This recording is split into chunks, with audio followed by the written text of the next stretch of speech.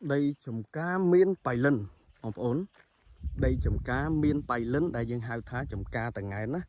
bà trâu cá luôn nè bà đây đi miên các bạn chọp nâng phơi mực xài nè miên bờ vai chưa một rồi mát ở nó bà hơi các bạn nâng prum bật khát bay lên bao dương luôn bà hai bà cất trồng ngay pi phơi chuyện lấy 50 bông phồn miên trồng ngay bà hai chỉ tung 4 kg bà 4 kg tại bà nó mà đó đây nè hơi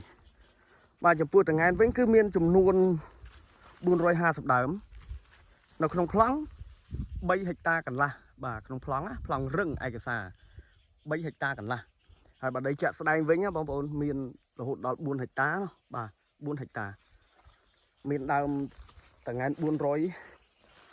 20 đám chỗ buôn rồi 20 đám á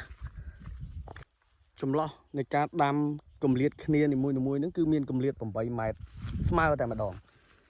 ហើយមានប្រព័ន្ធទឹករួចស្រេចអត់មានពិបាកក្នុងការរៀបប្រព័ន្ធទឹកទេបងប្អូនអើយដីចំការថ្ងៃមួយនេះបាទហើយសយោអូសដល់អូនៅខាងក្រោយទីតាំងភូមិតក្រុកឃុំត្រែងស្រុករតនមណ្ឌលខេត្តបាត់ដំបង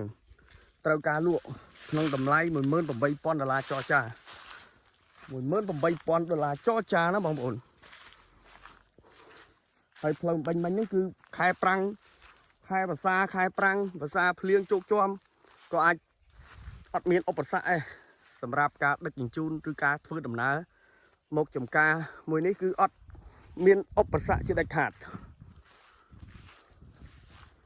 នេះបងប្អូនណាហើយសូមបញ្ជាក់ថា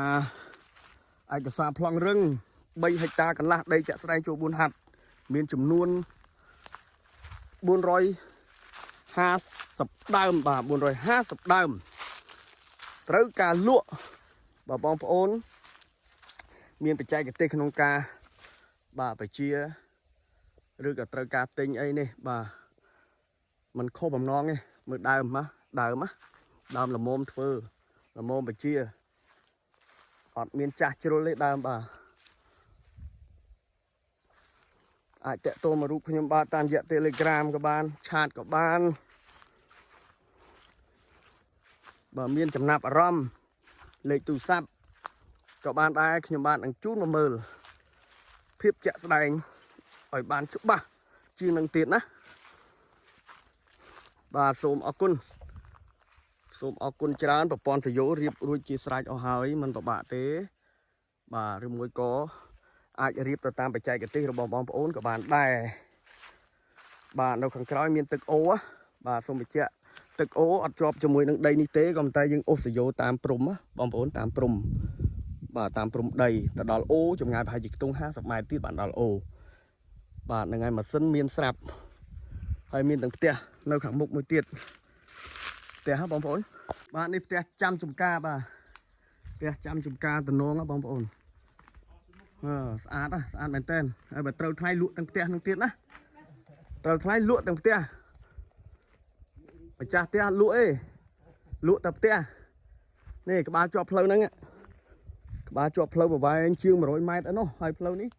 ទោះបីជាខែភាសាក៏ដោយអត់មានបញ្ហាអ្វីទេក្នុងការធ្វើដំណើរមកទីនេះណាបាទក្បែរនឹងព្រំបន្ទល់ខេត្តបៃលិនរបស់យើងនោះចិត្តភូមិព្រៃមង្គលបាទសូមអរគុណច្រើន